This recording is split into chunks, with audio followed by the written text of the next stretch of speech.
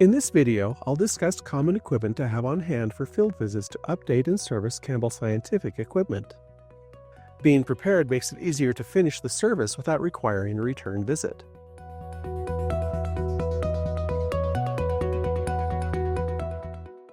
First off, I need to bring a fully charged laptop computer with PC400 or LoggerNet software installed. I will also need data cables to allow me to connect to Campbell Scientific equipment. The most common cable connections will be micro USB and USB-C along with a short Ethernet cable.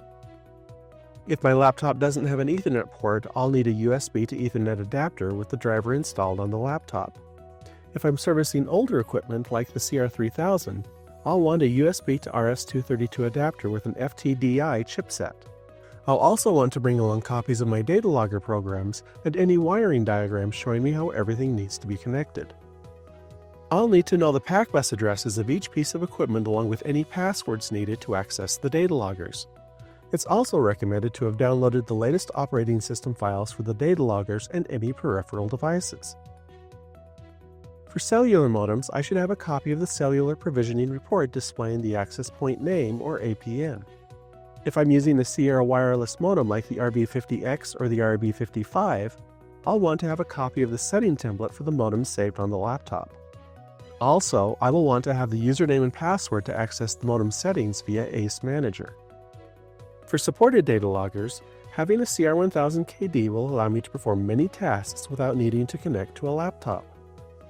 I could even collect data with the CR1000KD and an SC115. I'll make sure my smartphone is fully charged and bring along a portable charger in case I need to call Campbell Scientific tech support. Having earbuds will let me speak hands-free so I can continue to work on the system.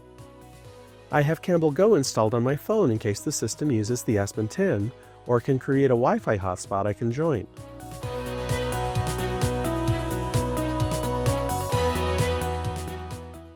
A good selection of hand tools will make any site visit easier. Here is a list of tools I should bring with me. A small flathead screwdriver for terminal connections. A Phillips screwdriver for mounting screws. Wire strippers for fixing frayed wire ends.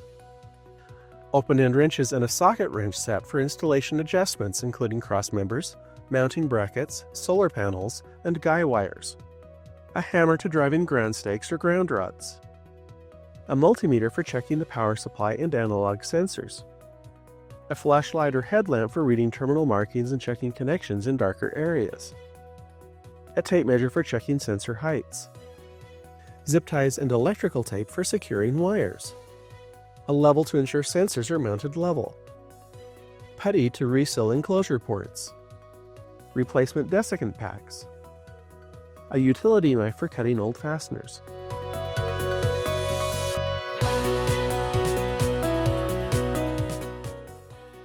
This is not intended to be a comprehensive list of every tool that could be needed in the field, but it is a great starting point for most site visits.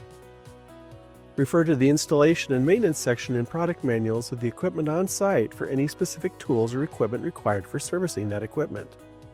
Visit the Campbell Scientific website to view specific product information, or call Campbell Scientific Tech Support for assistance in completing a site visit.